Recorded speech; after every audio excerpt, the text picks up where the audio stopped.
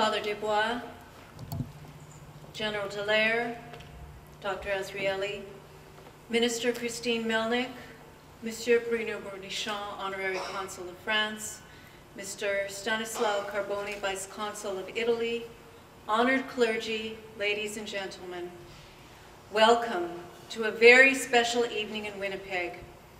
It represents the fruition of what has been an opportunity for a creative convergence of efforts between the Zedek Synagogue, the RID Institute for Religion and Global Policy of the Global College of the University of Winnipeg, and the Freeman Family Foundation Holocaust Education Center of the Jewish Heritage Center of Western Canada. And while Darcy Adaman will give a proper thank you at the end of this evening, I'd like to take a moment to thank everyone here at the synagogue, David Cohen with the Grossberg Family Fund at the Jewish Foundation of Manitoba, who really began this dream with me, everyone on my own wonderful committee and the Jewish Heritage Center, and of course, Dr. Lloyd Axworthy and Dr. James Christie at the University of Winnipeg for helping make tonight a reality. Tonight's unparalleled event is the second of 3 days of very proud moments for our organizations. Each one of them could easily be characterized as the jewel in the crown. Yesterday, we marked the 12th annual Holocaust Symposium at the University of Winnipeg's Duckworth Center. And although the snow prevented some 300 or so students from arriving from northern Manitoba, we did have 1,700 students fill the Duckworth Center to hear Father Desbois speak in the morning. In the afternoon, a panel discussion featured speakers who shared their experiences in the Shoah, genocides in Africa, and the residential school tragedy. And despite the differences in their stories, in the history, and even the decades that separate the tragedies, it was clear that there is an important intersection when it comes to discussing the difficulties in overcoming trauma and adapting to a new life in Canada.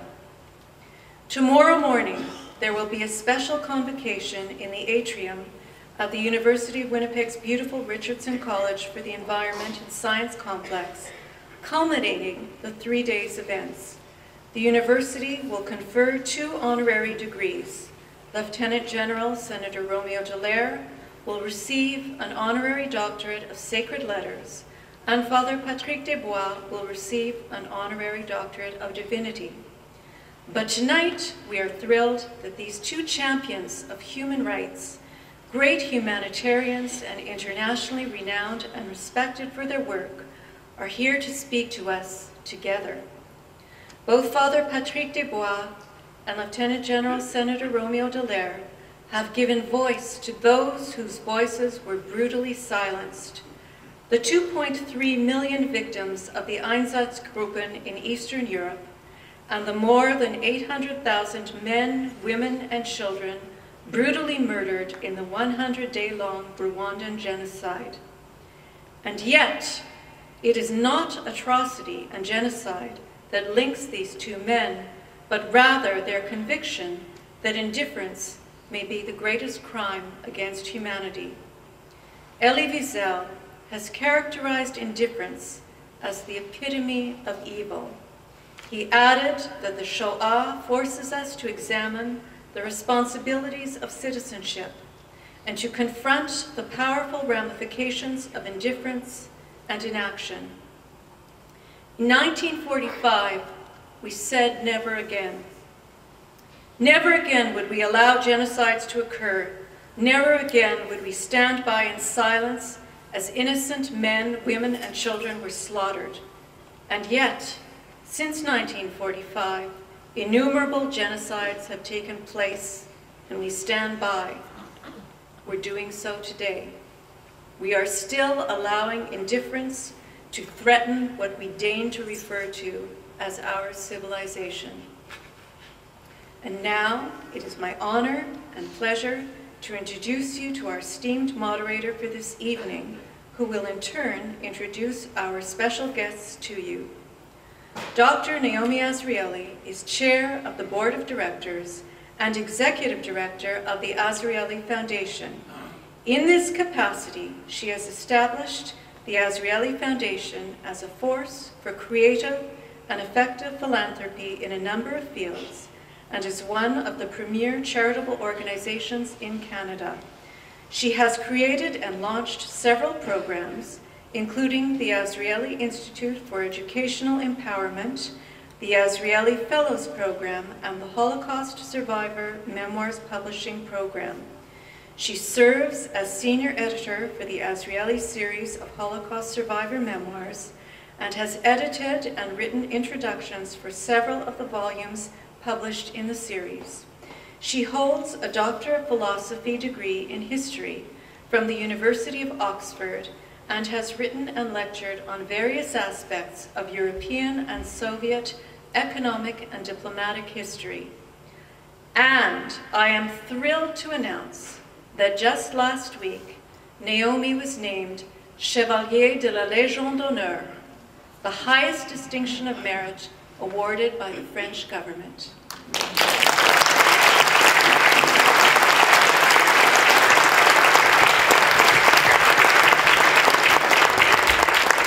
Thank you very, very much, everyone. Thank you, Belle, for that lovely introduction. Good evening, ladies and gentlemen. Good evening to our esteemed and honored guests and to my dear friends in the audience. It is indeed a great honor for me to be here this evening to serve as your moderator, and I would like to thank everyone involved in putting on this event and for inviting me. I'm going to start by saying a little bit about my role and how the evening will go. So my task first, as I've understood it, is to introduce this evening's topic and to tell you a little bit about our two distinguished guests. And after these introductory remarks, we will have the great pleasure and honor of listening to Father Patrick Desbois and Gen.Roméo Dallaire as they individually address the theme of indifference and the fragility of civilization. But we'll listen to them, but we'll also, once their initial address is concluded, engage with them in a candid discussion that will hopefully further our understanding of the issues they raise. And that's really where my role as the moderator will come in. After their initial address, I'm going to pose some questions to get the dialogue going between our guests, and I'll also facilitate questions from you, from the audience, as I'm sure there are going to be points that many of you will want to pursue further. So I think we're in for a very, very interesting evening, and as I said, I'm thrilled to be here. The overarching theme for the evening, indifference, is really not a new theme, and it's often raised in connection with the genocides of the 20th century. You know, it's commonly understood now that the Nazis could only implement the so-called final solution, the genocide of the Jews of Europe, in the context of widespread indifference and indeed frequent facilitation of much of the native population. In other words, the neighbors of the Jews, all of this population in East Central Europe.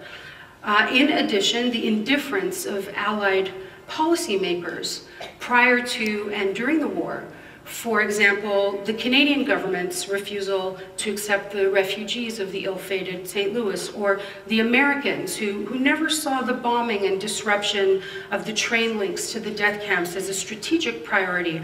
All of these were also factors that permitted the conditions of genocide. It seemed that no one would care, no one wanted Jews, and so it facilitated the conditions to begin and then allowed it to continue well after it was known to be occurring. In Rwanda, the Hutu power extremists who took control of the country some 19 years ago, and it's almost exactly 19 years, the anniversary was on April 7th, they could only unleash their well-planned and coordinated campaign of murder by counting on the mass complicity or active participation of the local population. And also, they correctly assessed the UN's and the great powers disinterest in, and indifference to the fate of this small African nation. So they made a bet that no one would stop them, and they bet right. You know, it has become almost cliched to say never again. We say never again, and it happens again and again, and we know that indifference is a key factor. Now, many scholars point out, and I think that's something that we've probably all heard here, that for genocide to occur, there must be, among other things, and there are many aspects to this, but there must be a concerted policy of classification and dehumanization of a particular group. People are divided into us and them, and one group denies the humanity of the other, often equating the other group to terrible things, to diseases or insects. And it's this policy of dehumanization, of making a certain people an other, that is a critical factor in creating this state of indifference.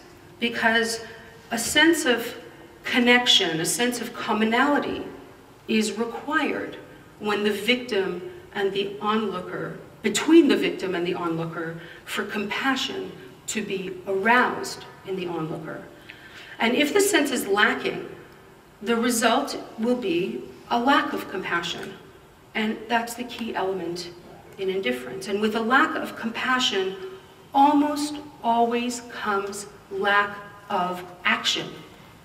A lack of action is the key characteristic of what we usually call the bystander. I think everyone who's studied this area knows about the different categories: victim, perpetrator, bystander. And a bystander is a person who observes a conflict or unacceptable behavior and does nothing about it. Now, understanding the role of the bystander is really fundamental to any discussion of indifference, and I raise it now, I bring it out now before we begin, because I think it's a topic that Father Desbois and General Dallaire, even though coming at it from completely differing perspectives, many years apart, I think that this issue of the role of the bystander is one that they probably have a lot to say about.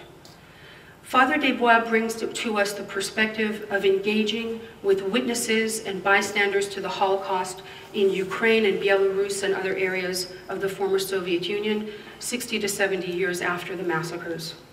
These were close or proximate bystanders, what are sometimes called internal bystanders, and many were also actually requisitioned to play facilitating active roles in the genocide taking place.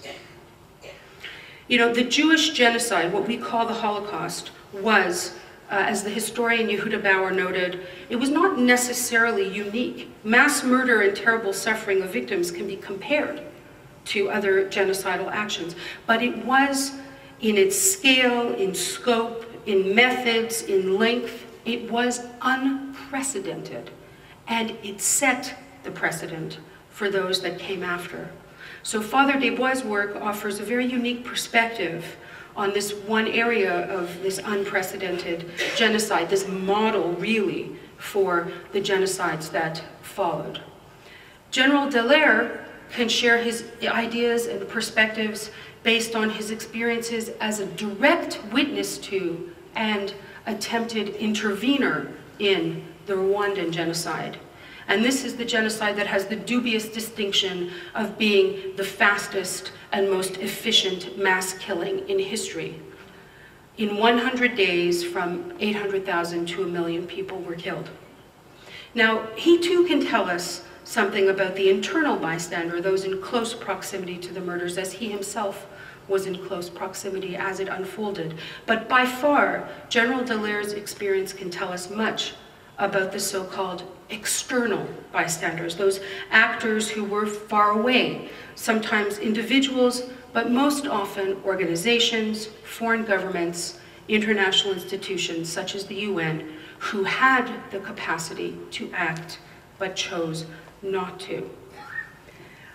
What should be clear to all of us by now is that indifference, this lack of interest or concern for others, this detachment, the sense of distance, is not a neutral stance. The historian Jan Gross said that there is no such thing as a bystander, only active participants and passive participants. And it was Elie Wiesel who famously said, "Indifference is always the friend of the enemy, for it benefits the aggressor, never his victim whose pain is magnified when he or she feels forgotten. The political prisoner in his cell, the hungry children, the homeless refugees, not to respond to their plight, not to relieve their solitude by offering them a spark of hope, is to exile them from human memory. And in denying their humanity, we betray our own." Now, our two guests this evening have taken important steps to restore humanity, to bring back into memory and genuinely give a name and a place to the countless victims of indifference. And in doing so, each in their own way work to repair a broken world, to do tikkun olam. So I'm going to tell you now a little bit more about them, and then I'll let them speak for themselves. Father Patrick Desbois has devoted his life to researching the Holocaust, fighting anti-Semitism, and improving relations between Catholics and Jews. A Catholic priest since 1986, Father Desbois was born in France in the village of Chalon-sur-Saône and is the grandson of a World War II French prisoner held in the Raworuska camp on the Poland-Ukraine border.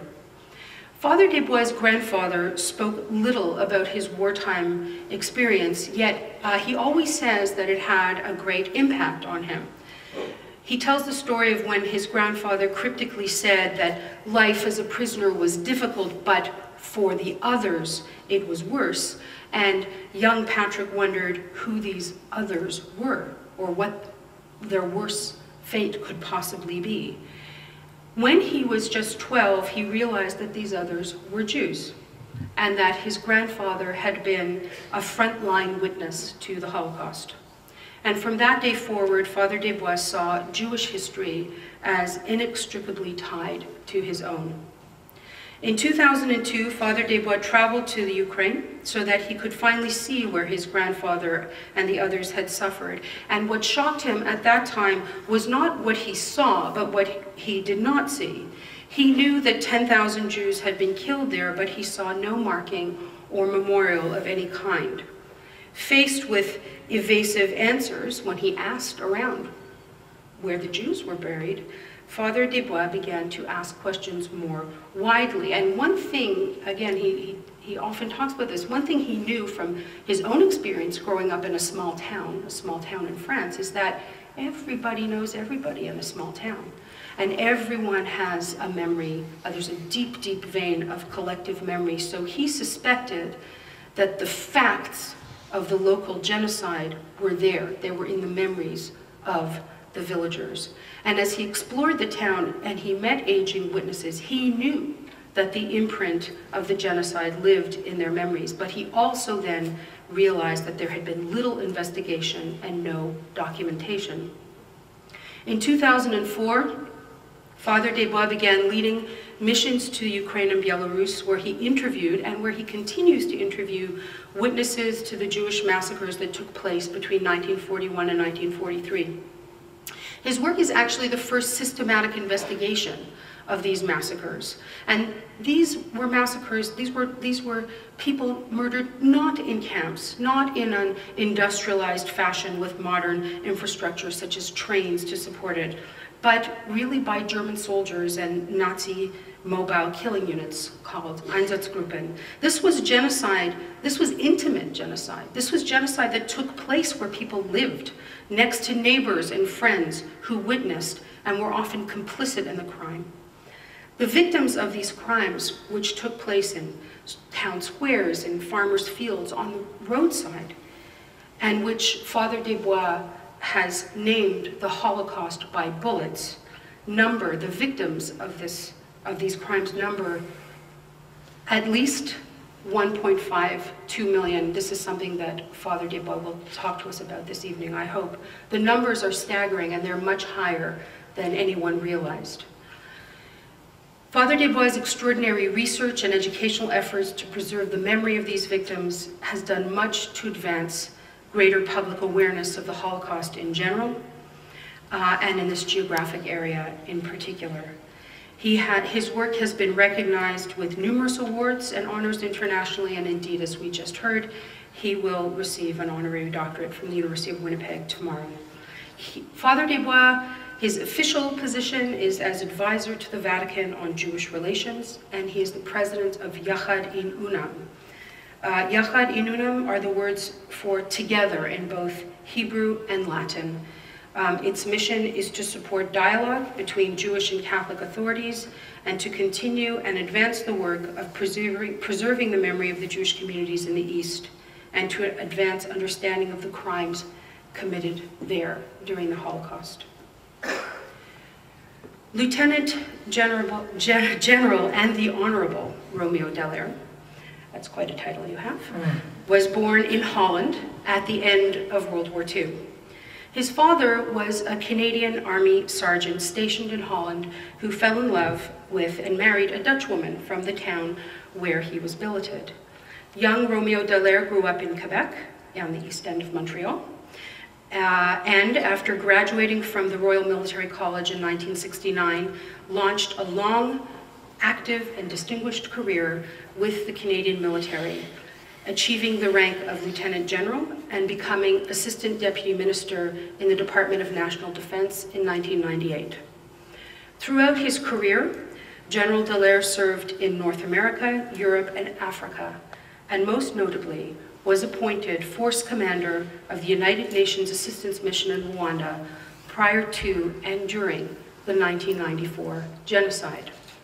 He is best known, of course, for his actions during the genocide. General Dallaire provided the United Nations with information about the well-planned and coordinated massacre before it began, and throughout its course asked to take actions that might have saved many lives, yet permission to intervene was denied and the UN withdrew its peacekeeping forces. General Dallaire, along with a small contingent of Ghanaian soldiers and military observers, disobeyed the command to withdraw and remained in Rwanda to fulfill their ethical obligation to protect those who sought refuge with the UN forces. His courage and leadership during this mission earned him the Meritorious Service Cross, the United States Legion of Merit, the Aegis Award on Genocide Prevention, and the affection and admiration of people around the globe. His defiant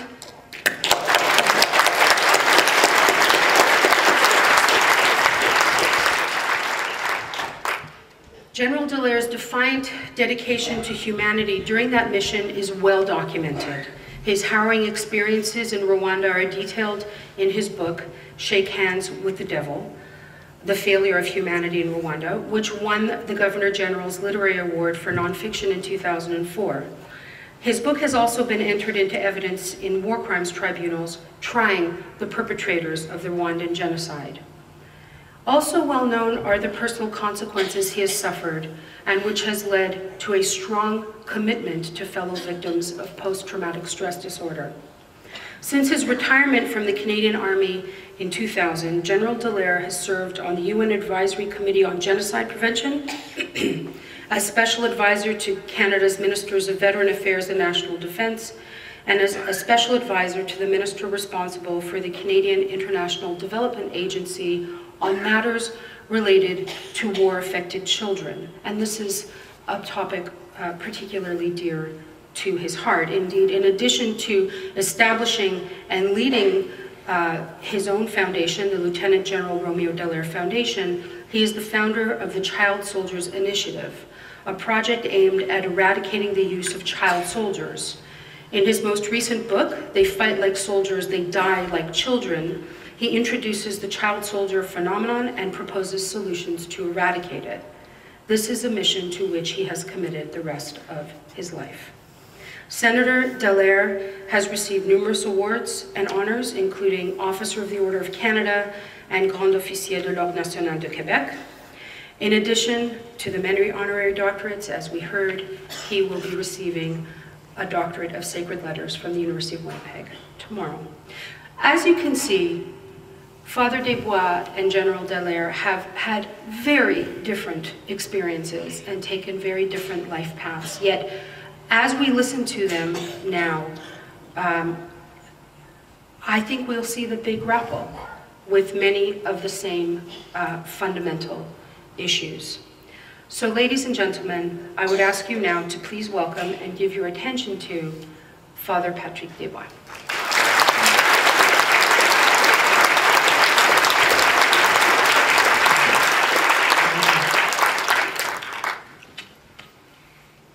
First of all, I imagine it's not every day that you listen to a general and a priest in the synagogue. That's why so many people came to know what we could say. It's almost like a joke. A general and priest walked into a synagogue. And effectively, you can wonder why a French Catholic priest with a French accent, as you listen, originally from Burgundy, much well known for the wine, but for genocide, what he's doing today in the killing fields of Ukraine, Belarus, Russia, Moldavia, Romania, Poland, and Lithuania. Are two stories. My story, and the second, the story of the people who are working with me in Yarad, because today it's a team, it's 22 young people, me, I am the old guy. My story, as Naomi told you, everything surely took its roots with my grandfather. His name was Claudius. He was deported in July 42 in Ravaruska as a prisoner with 25,000 French. Why Ravaruska? It's a unique case. Hitler took the decision to eradicate the prisoners of his camp. There were 25,000 Russians. So when the French arrived, they find that the corpses of the Russians are still in the camp, and that the Jews of the ghetto of Ravaruska, the women, are carrying the corpse of the Russian outside to make space for the French. And so they think nobody will survive. In fact, the Germans began to lose the war, and the chief of the camp received an order not to kill anymore the French to avoid problems after the war. My grandfather came back, and as you said, he refused to speak. He was a funny person, but when we said Ravaruska, it was a silence, and my grandmother was crying. And me as a child, I didn't understand. I asked thousands of times, why don't you speak? And one day I said, perhaps you killed somebody. So he was very upset, and he told me, no, I was a prisoner, we had nothing. And as you said, he said, but for the others it was worse. And I could not get anything. One day, much later, I became mathematics teacher and then priest, and by hazard or providence, I went to prepare a pilgrimage to meet Jean Paul II with students, and I lost my way in Poland, and I asked two farmers, but where am I here? And they told me, you are near Ravaruska. And in one second, I understood. But my grandfather was deported in a country where everybody was killed. It was Yiddish land. The nickname of Ravaruska was Rava the Jew, because 75% of the population was Jew, in fact. It took me years and years to find the beginning. I came back to Ravaruska 3, 4, 5, 6 times. I saw the municipality, and I knew they shot in this small village 18,000 Jews. And the municipality, the mayor told me, we don't know, it was secret. Finally, thanks God, the mayor lost the election, and the new mayor told me, Patrick, come in my car. And he brought me in the forest, in a small hamlet, where 50 farmers were waiting with their animals. I will never forget. When we went out of the car, they entered in the forest. And he told me, Patrick, we are at the mass grave at the last 1,500 Jews of Ravaruska. And they were like you, and the mass grave was behind. And they came one by one to explain they were all present at the shooting. The first one, he said, I remember a German came alone with a motorcycle and a dog, and he was turning and turning, and he left. And all the village was wondering what he's looking for. In fact, he was the specialist of the digging of the mass grave.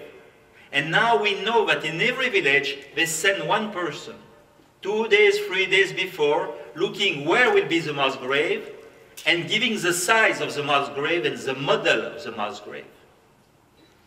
One day after, arrived three Germans with 30 Jews in a cart. They forced the Jews to dig the mass grave 8 meters deep. You know, the witnesses, they are not historians. They remember what they saw.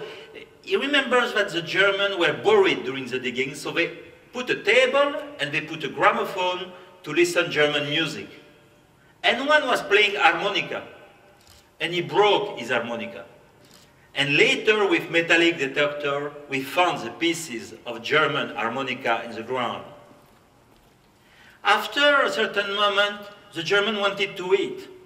They were afraid to be poisoned by the Ukrainians, so they asked 2 chickens that they grilled themselves. And after they said to the Jews, now you are tired, you can go out of the grave and rest on the grass. And the Jews did. And secretly, one policeman went down and put explosive under the ground. And after they said to the Jews, now you can go on digging, and the 30 Jews exploded.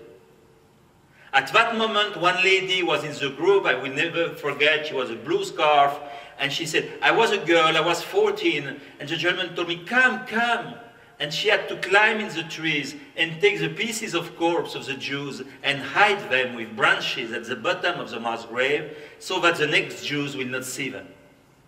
And after they brought trucks and trucks and trucks of Jews from Ravaruska, in 2 days, they shot 1,500 Jews, only with 2 carabine Mauser and a table and candy.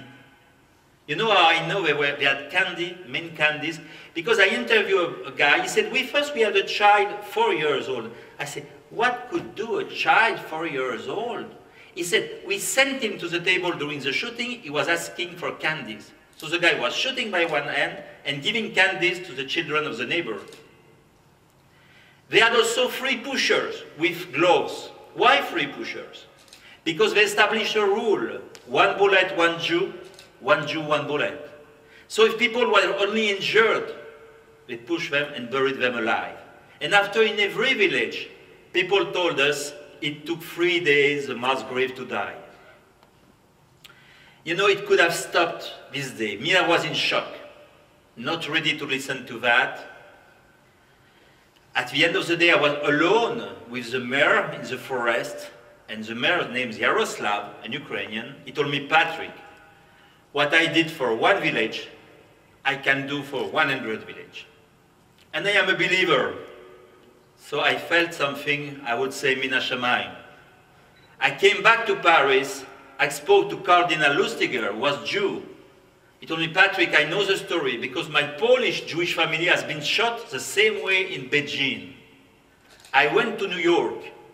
At the period, it was Israel Singer, the manager of the World Jewish Congress. And he didn't know I speak Hebrew. So he said to the other in Hebrew, you know what? Since 44, we are looking for these mass graves, and this guy that we don't know, he finds them. So I organized a meeting between Lustiger and Singer in the suburb of Paris, and we built this organization, Yarad, together, and Inunum in one. I remember Lustiger said, we will not say one, because we are in one, we are not one, and one is God. Now we are far away from that, far away in kilometers. We are 22 full-time. I have one team who works in Soviet archives, because the Soviet, in fact, made an investigation in every village in 44 and made a statement. They took pictures, they excavate the corpse, they make a medical legal statement and a drawing to say where are the mass graves. 16 million of pages written by hand, 1 copy in Yad Vashem in Israel, 1 copy in Washington Holocaust Museum. So I pay a guy who full-time makes like that. You know, he has one finger very strange, and he's scanning the archive and sending to Paris. And 2 other persons are working in Germany doing the same with German Archives of Justice. Because you cannot work like that only from village to village. You know, people imagine a small priest little bit strange, with a microphone going like that. It's not exactly that now. We cannot, because it's to find back the mass grave of 2.3 million Jews, plus the Roma, plus the disabled people, plus the Soviet prisoners. What we are doing, it's very easy. When we have the archive, we make a map. On the map, we pinpoint all the village with the number of victims. And we say, okay, next winter we'll do this quarter of origin. 17 days, 9 persons full-time, only for 10 villages. There are mass graves everywhere. How do we do? In my team, we are 9 persons when we arrive. People knock at the door with always the same question. Only positive question, because they remember KGB, and any negative question remembers them deportation to Gulag. So he say, were you here during the war, ma'am? And if she says yes, say, oh, you were here also the day of the shooting of the Jews or the Roma? And if she says yes, say, so you can help us. Because we came to look for the mass grave of the Jews. And people accept to speak.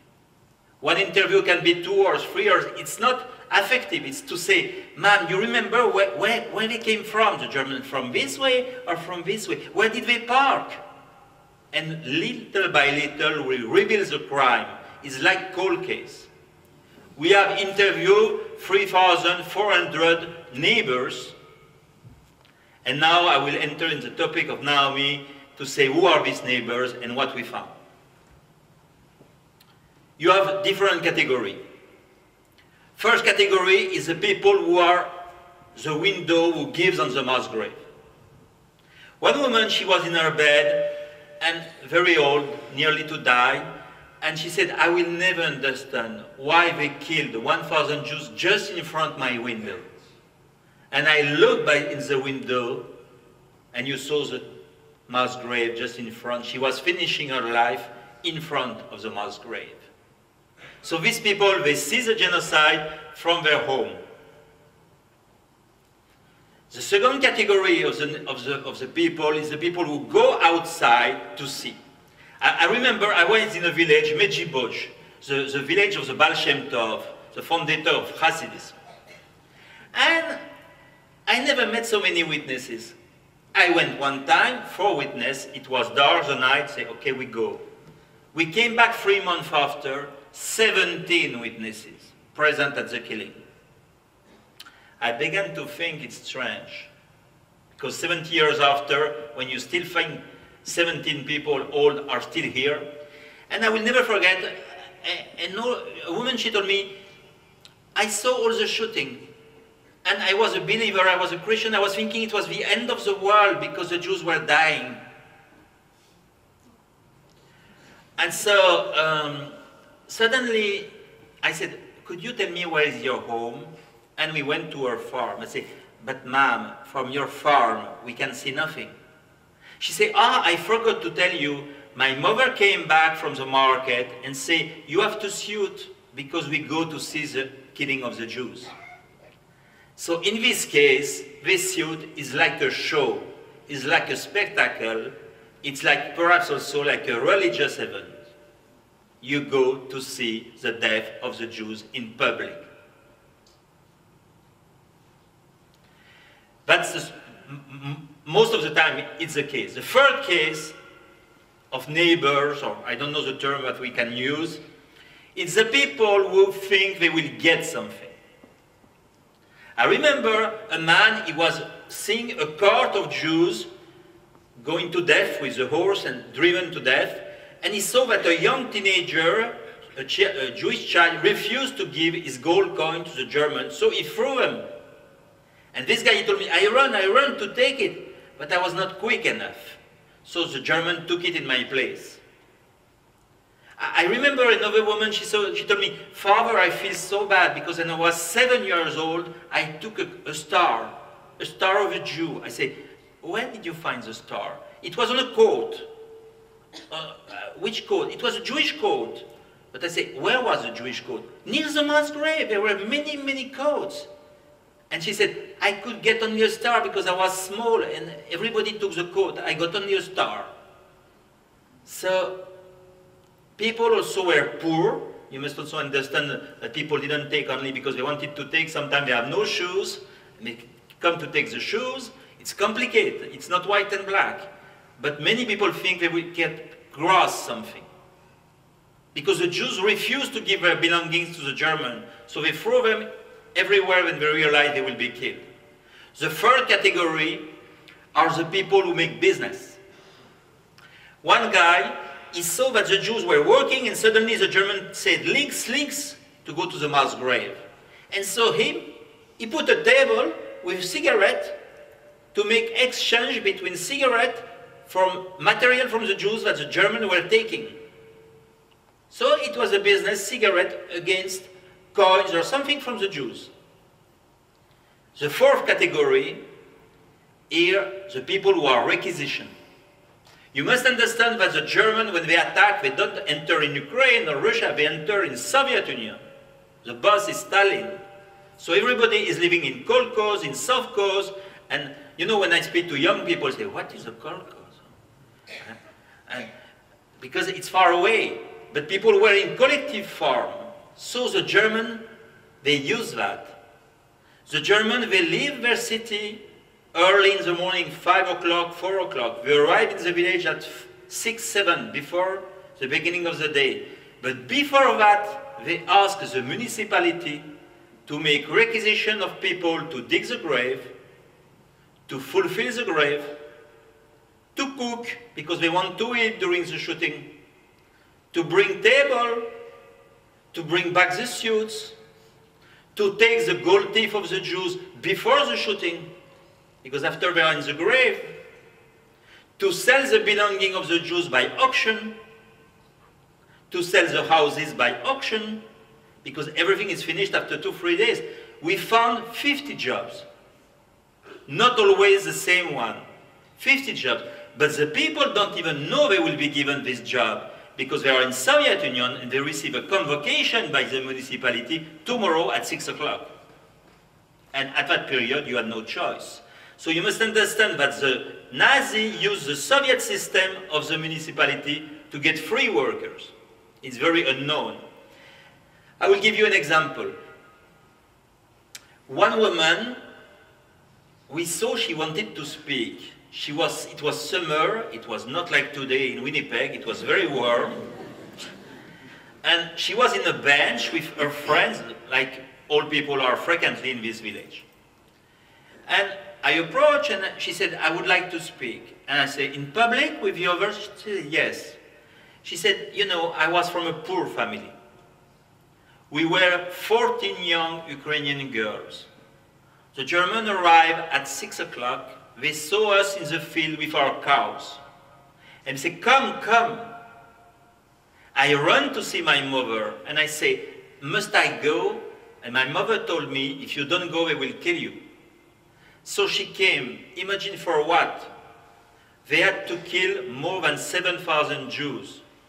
So they forced these Ukrainian girls between every shooting to go down in the mass grave and walk on the corpse barefoot to make space.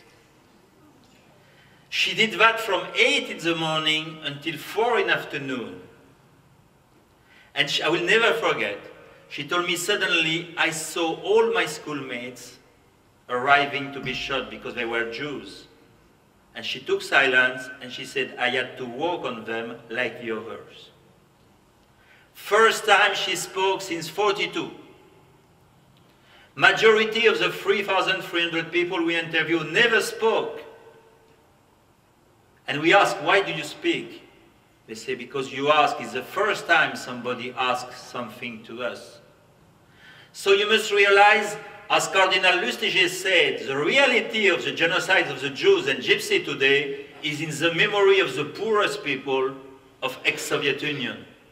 Because they have been used by the German because they were poor and not killed because they were poor. One day I asked to a German historian, why the SS didn't kill this poor Ukrainian? And he laughed a lot. He said, at that period, a German was thinking, who will believe a farmer from Ukraine? Nobody. Because they had also a colonial point of view about all this population that was supposed to be deported after in Siberia. So, I will finish by telling you nothing is easy. Because, by example, I interviewed somebody who was requisitioned to bury the Jews. But the Jews are not dead. The children all are without bullet. So he was a teenager, he approached, he was 12 years old, and the German said, come, come. And he gave him a spade. And he began to throw earth on the corpse. And suddenly, like in our full movie, hand of a Jew took the spade because they were still alive. And this guy, he fainted because he realized he was burying people who were alive. And he said, my mother came to take care of me, and I wake up after, and I saw all the mass grave was moving like that. So, me, I cannot say bystander.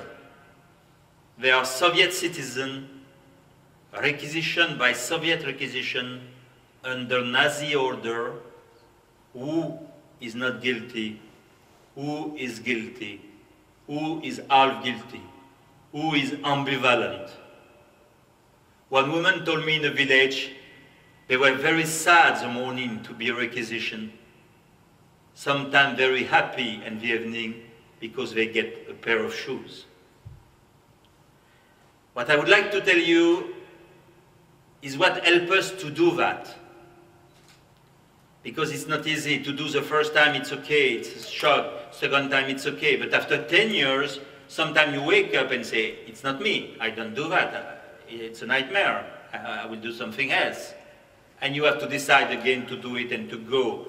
What takes in the brain, in the heart of my 22 people who are working with me and who are actually in Ukraine, near Vinnytsia, and me in a few weeks in Moldova and over in Russia and etc., is because we say we cannot build democracy on mass graves. We cannot build modernity on mass grave of others, because we are not, in this case, the bystanders, we are the successors. And we must stop, otherwise it undermines all our values. And if we don't bury the Jews in Europe, if we don't bury the gypsies in Europe, what can we say to Rwanda? What can we say to Cambodia? What can we say to Guatemala? In Europe, with all our values, our culture, we don't bury millions of victims. I finish by my reference to Bible. You know, Cain killed Abel. It's the beginning of the Bible. The first brother killed his brother. And God asked to him, where is your brother? And me, when I was a child, I had many nightmares of German, and I never saw a German in my life. But I think since I am a child, through my grandfather, through my education, through the Jews that we saw in the street, because we had Jews, our friends, when I was a child, I always listened to this question of God, where is your Jewish brother? From Ukraine, from Belarus, from Lithuania, from Latvia, from Poland. He's under the bushes like a dog. And you remember the answer of Cain, am I the guardian of my brother? It's not my problem, so many things to do. And God goes on, he said, don't you hear that the blood of Abel is climbing from earth until heaven? And the commentary of Rashi says not the blood, but the bloods, meaning all the people will be killed after. So I think we must not build modernity and asking evil to keep silence. Thank you.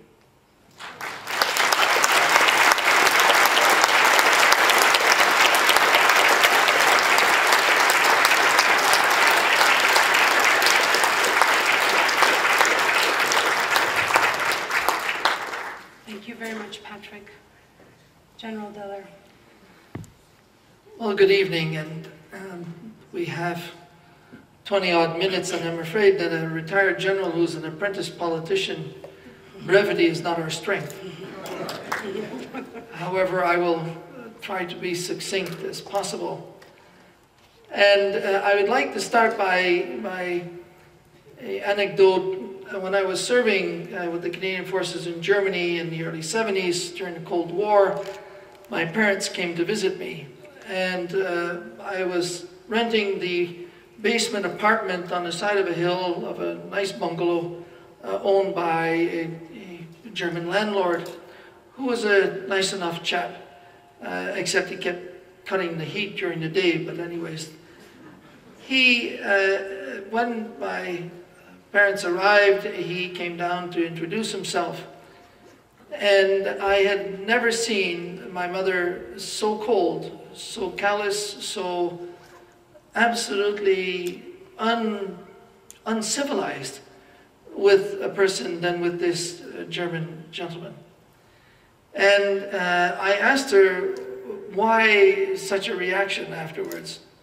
And she told me the story that on her street on Akkerstraat in Eindhoven, a boyfriend that she had who was Jewish lived 3 doors down from them. The street had been already bombed, but on this occasion, one night, the Jewish community was rounded up and her boyfriend and family were taken away. And she said she had never mentioned it before, but it had never struck her so much of having lived that experience and not seen it, but heard it, and then ultimately lived with the loss of someone that she knew very intimately, and that ultimately they did nothing during that whole occupation.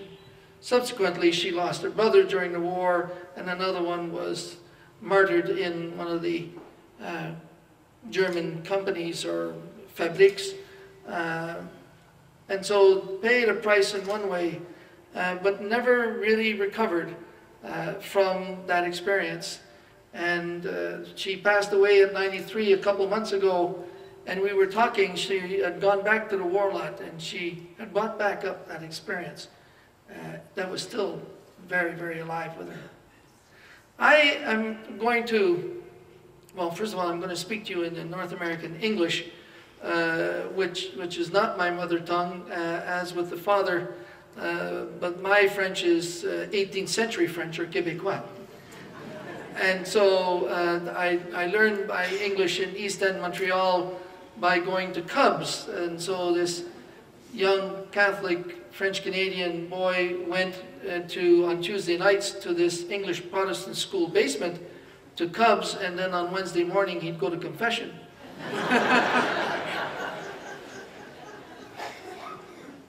The scenario that I wish to describe is one of attempting to bring to you why we let human beings be destroyed, and why we, the world, permit that to happen. I would like to raise it in the context, the subtitle of my book that I wrote really for my children on the Rwandan genocide. The subtitle is The Failure of Humanity in Rwanda. And it had 2 angles to it. The first angle was actually Rwandans slaughtering Rwandans. It wasn't people from outside, it was a civil war, and it was an internal war. And although it was aimed at one ethnicity, and tribalism and religion are reasons that we see some of these mass hysteria and destructions of human beings, but there is also another angle to that sometimes is forgotten, and that's the angle that ultimately it was the one group not wanting to share power with the other group. And so the decision was taken very deliberately that the only way they would be able not to have to share power is to simply eliminate the other group. And so it was an easy target, and turning them into cockroaches made it just that much easier. And so ultimately they aimed at destroying 1.2 million Tutsis because they wanted once and for all to get rid of that group that was sharing, and also with whom they had to share power, for which they did not want to do. And so that elite extremist group was able, through the use of radio and genocide radio, to influence the general population to the extent where neighbors slaughtered neighbors, where children killed the mother who was a Tutsi, although the father was a Hutu, where extremists would come to the door and haul out the father of the house and say, next door you have a family of Tutsis, and we want you to take this machete and you will go kill them. And if you don't, we will kill your children. And for good measure, they did. So they even killed their own to make their point. And so these people didn't have a half hour to figure out whether or not they're going to do it or not. They had nanoseconds to decide. And it's interesting that in order to be effective, what they did is they used international conventions to accelerate the slaughter. And the convention they used the most was the convention that if you go to a church, a religious site, a mission, by international conventions you are protected. So as we have here, I don't know how many hundred, you can multiply that by about 7 or 8 times minimum as they filled every one of those places. And then once the place was full, then the military would surround it, and then they would throw a couple of grenades in just to shock people, and then they would send in the youth movement of the extremist party that had been a political movement that had been converted into a militia and ultimately indoctrinated to kill. And it was 15, 16, 17, 18, 19-year-olds that yielded the machetes in all those churches. And every one became a slaughterhouse. And they killed over days in the same church because they went row by row by row. And it's tiring to kill by machete. And so sometimes they wouldn't be finished in one day. And so the bodies would be left there dying because they didn't kill outright. And they'd let them die and then come back the next day and continue to do the slaughter. Now this was not hidden from the world. Although it is true that ABC, CBS, and NBC put more airtime on Tanya Harding kneecapping and O.J. Simpson's trial than on the Rwandan genocide, it was still there. And we did get the media in, and we took risks in ensuring they could see and that they could interview these people. But all their material, although we were able to get it out of Rwanda and into Uganda and Burundi, to be onward transmitted to London and Atlanta and Paris and New York, much of the story ended up on the cutting floor of the directors of those newscasts. And you sort of wonder that how come so little material was really becoming available? Why did the major networks, not only in North America, but in Europe, apart from France a bit better, why did they not cover this? The greatest proponent of that excuse is Bill Clinton. Bill Clinton, after Mogadishu, which is October of '93, where he changed the fundamental policy of the American in regards to humanitarian intervention, because 18 Rangers were killed in Mogadishu and a couple bodies dragged through the streets. He emitted an instruction, it's a presidential directive, number 25. It came out in March of '94, 1 month before the genocide started. And it said the American people will not intervene unless it's in their self-interest. And so when the genocide started, Madeleine Albright stood up in the room, not the Security Council room that we see on TV, but they have a separate room where they're supposed to beat up on each other. And she stood up and said, the Americans will not intervene in this operation and will support nobody who will. It will go away. And it didn't. So there was a deliberate decision of inaction, which is the second component of being there watching, is inaction is an action. Inaction is a decision. Non-intervention is a decision. Which brings me then to Bill Clinton, who in '98 went back to Rwanda 4 years after, and as his Air Force One still had its engines turning at the airfield, stayed in the airport lounge and spoke to the Rwandan people and said that he had not realized how fast and how terrible it was. And so he asked for forgiveness. And people tend to want to forgive him and the Americans and others around the world for not intervening. But in the case of that world power, and this is the angle that I'm trying to bring forward, is that he is more obvious than others. But when he emitted that instruction in March of '94, before the genocide, that they would not intervene, he essentially established within his administration that he did not want to hear of any of these hassles in these countries that are imploding in civil wars, unless it was in the self-interest of their nation. And so, although the information was coming up, it was stopped before it got to him. And so he was okay in saying in '98 that he didn't know, because the information never really got to him. But it didn't get to him because he didn't want to hear it. And the overriding factor, which is the point I wish to bring here, is that indifference is camouflaged by self-interest. We'll go in if it's in our self-interest, which then puts into question whether or not all humans are human. Or maybe it's possible that some humans are more human than others. See, maybe it's possible that some human beings count more than others, and that's why we take these assessments. That's why we have a pecking order in the world of whether we intervene or not.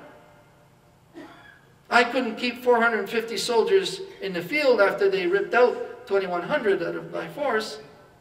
Yet at exactly the same time, in ex-Yugoslavia, they poured in 67,000 troops. Yet there were more people killed, injured, internally displaced, refugeed, and raped in 100 days in Rwanda than in the 6 years of the ex-Yugoslavian campaign. What are the criteria? How far do you go down the list to essentially say that maybe we don't really believe in human rights, but maybe we do have a pecking order, and a white European may be more important than a sub-Saharan black African? Maybe that was the final line. Maybe we were ready to take casualties for a white European who had been an ally, or we know, we families, than a Rwandan. Which then brings back the question, are all humans human? And should we then be engaged if they're all human? But if they're not, then we have an out. And that out can be excused through self-interest. During the genocide, about the 6th or 7th week, I was able to start negotiating of moving people from one ethnic group behind their lines to another ethnic group and vice versa. So they were protected behind the lines of each of the factions. And it was a no man's land because the fighting had sort of ebbed for a while. And as I'm going down this road to negotiate, up ahead, about 200 meters, there's a little boy about 6 or 7 years old in the middle of the road. Now the extremists, what they were doing in order to sustain their operations is that they were putting young children in the middle of the road where we would have humanitarian convoys go by with food, water, medical supplies, sheeting, wood. And the children would have to stay there because if they didn't, they simply outright killed them. And once the convoy would stop, then they'd attack the convoy, steal what they needed, and kept on the slaughter. So expecting this might be an ambush, I had a couple soldiers with me. We stopped, jumped out, no ambush. We went to the huts nearby, and there were only corpses of people who had been killed weeks beforehand. And as we're looking for somebody to take care of this child where there should be nobody, we lose the child. So we double back and we find them in a hut where there are 2 adults, male, female, a couple children. They're half eaten by dogs and rats, and he's sitting there as if he's at home. And I picked him up and I brought him in front of my vehicle and I looked at him. And his stomach was bloated, he was in rags, he was dirty, he was mangy, he had flies all around him. But then I looked into his eyes.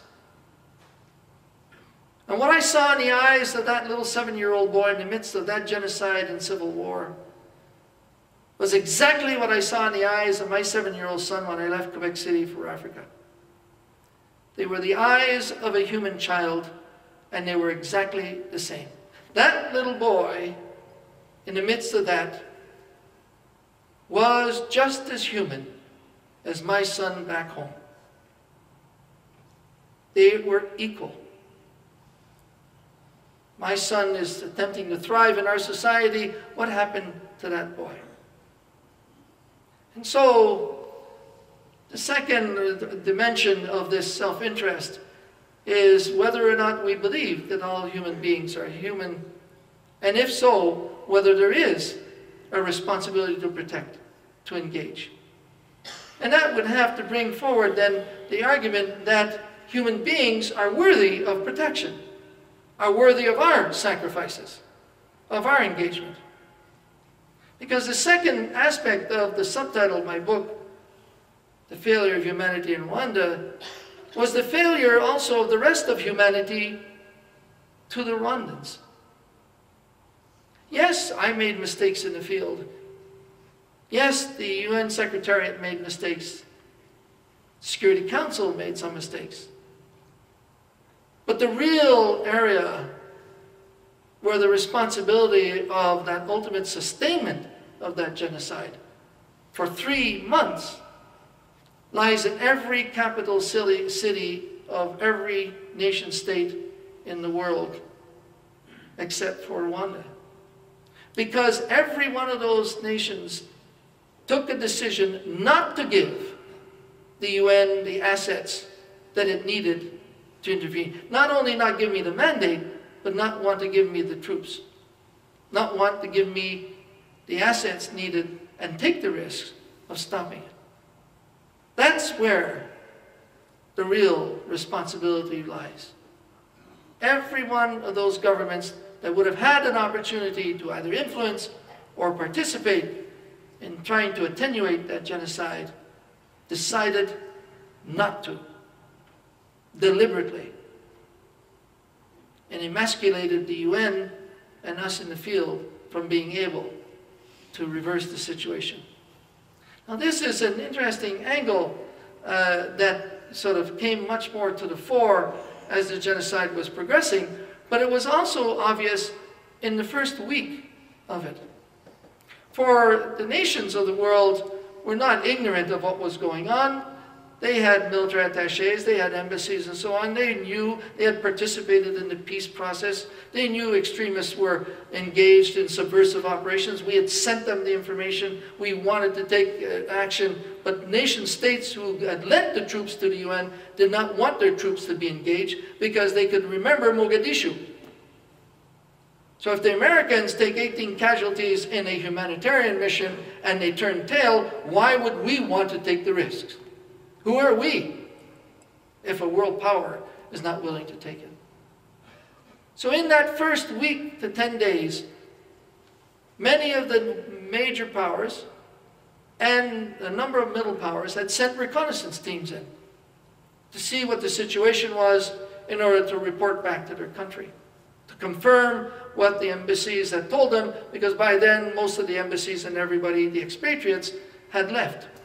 And it was quite a scene of watching us having to protect the expatriates as they climbed on board the aircraft,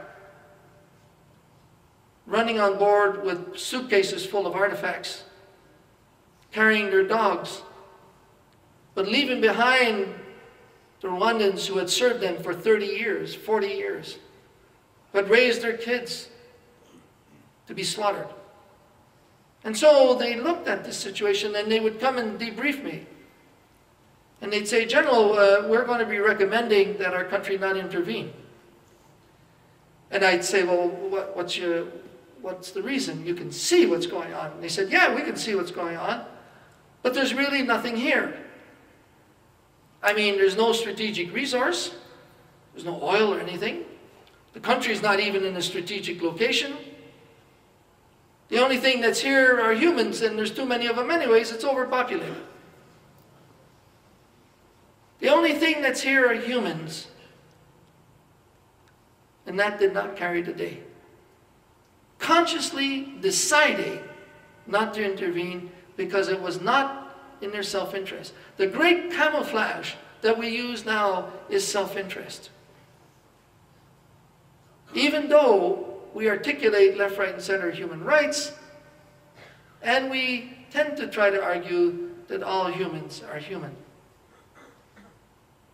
to prove how inept we can be and want to be. For there is a want behind that genocide.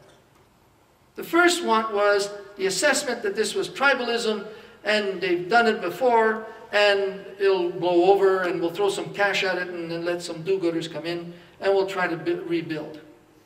But within the third week they realized that it was not ebbing, it kept on going. And so there was a question sent to me of why is this genocide continuing to escalate? And the answer I sent back to them, I said, it's because they know more about what's going on in the world and the world decision bodies than I do. On the 21st of April, so we're into just over 2 weeks of the genocide, the Security Council sat and not only decided to confirm pulling out my troops, but also reinforced the argument that it would not send the cavalry in, would not send reinforcements. And I was informed of that the next day. The perverse dimension of that was the Rwandan ambassador was a member of the Security Council. He was part of the extremist government. He sat through all the discussions. He knew that there was no desire in the world to intervene in Rwanda, for there was nothing to gain. And when that report of his went back on the 22nd of April, we could see literally the escalation of the slaughter in the hundreds of thousands. And although it was called a genocide in the end of the 6th week, after a lot of pushing and shoving to have them accepted, and the agreement of, yes, okay, we'll send you some troops, we agree to send you the 5,000 you needed to stop the slaughter. Remembering maybe that I had just come from commanding a brigade in Quebec City, Valcartier, of 5,200 troops, that if they had been with me, there may not have been a genocide. And so I'm living with that experience behind me, and I got this promissory note that I'm going to get troops to finally stop the slaughter. Although there was over 500,000 already killed, and by then just under 3 million estimated who had been refugeed and internally displaced, out of a population of less than 8 million. It took 2 months for the first troops to land. And the first troops to land were from Ethiopia, who were just ebbing their own civil war. They couldn't even wear the beret right. And as one vulgar soldier once told me, said, "General, they're coming in, they don't have even a pot to piss in." They had nothing. No food, no ammunition, nothing. And we had run out of food and water and ammunition. 2 months later, nearly a month after the genocide had stopped, and none of the developed countries were sending anybody in except for hospitals and communications. Canada sent in a hospital and a communications group. The Australians, the Brits, and the Americans sent in some hospital capabilities, but very, very, very limited. Ladies and gentlemen, this genocide did not start just on this night of the 6th of April. And the question that we ask as I sit in front of the Secretary General as part of the Advisory Board on Genocide Prevention, the first body that the UN actually has with the word prevention, because I think ultimately the aim is not to resolve conflicts, the aim is ultimately to prevent them, to prevent that the frictions of these differences degenerate into conflict. For I do truly believe that we seek serenity and not Darwinian friction for our future. And as we sit there, Desmond Tutu and Gareth Evans and a few of us, and looking at that, the question is when did the Rwandan genocide start? When could we have potentially prevented it even? Did it start during the colonial era? Did it start at the end of the colonial era, when it became a nation state? Did it start, in fact, with the first Civil War? Did it start in just a couple of weeks before, while they were moving the militias and so on. When does a genocide start? When does this degenerate into a genocide?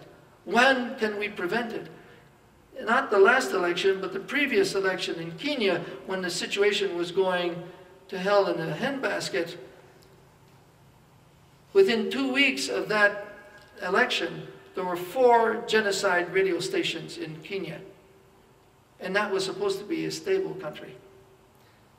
And so the question is, when do we know it starts, and how do we ultimately prevent it? Because maybe, if we can go in early enough and prevent it, we might be more effective than trying to go in when it starts. We might be able then to take away that quandary, that ethical dilemma, maybe even moral dilemma of having to be either the witness or, in fact, just be standby, observing as we let these things go by. And so I would argue that prevention is probably the hardest side of all of this. And this brings me, as I ebb the opening remarks, when I was doing my fellowship at the Kennedy School in 2004 and 5, I was invited by the rector of Boston College, which is a Jesuit college in Boston, of course, to come and speak to the academic and student body about the Rwandan genocide. And he said, I'd like you to come and tell us about the Rwandan genocide. And of course, 80%, nearly 85% of the population was Catholic. And I said, fine, I'd like to do that. And he said, well, send me the title of your presentation so we can make the publicity of it. So I sent them the title of my presentation. My presentation was The Complicity of the Catholic Church in the Rwandan Genocide. There were several phone calls. But the bishop relented.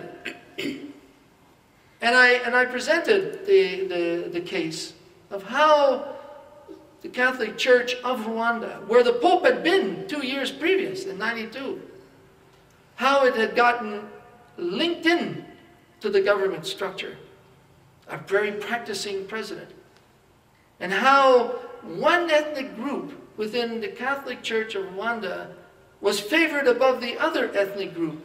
So the promotions and the jobs were given to the Hutus, who were close to the government. And it was sanctioned. The nuncio knew about all this, and we discussed it. He was also the first guy to abandon Rwanda the first night, although he was the head of the diplomatic corps.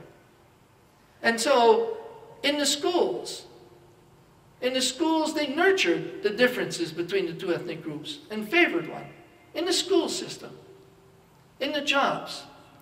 And so, the Catholic Church was, in my opinion, part of the baseline of how this thing could explode, could be manna in the hands of extremists who were well organized to be able to push it to the extreme and destroy.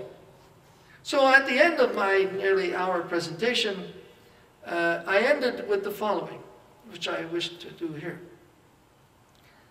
And I said, are the great religions of our time instruments of reconciliations or sources of conflict? For apart from JP II and Assisi's, after 9/11, in fact January 24th, he had the great religious heads together there, and for 2 days they discussed the fact that no religion asks its people to kill in its name. And they came out with that statement. That's been the only real sort of projected major statement I've heard. So I said, apart from that, what else is out there? And so we had an hour question period after. The bulk of it was on this last point. Whether the great religions of our time are instruments of reconciliation or sources of friction and conflict. And what scared me the most at the end of it was that when all that discussion in that Catholic Jesuit university ended, the jury was out. Thank you very much.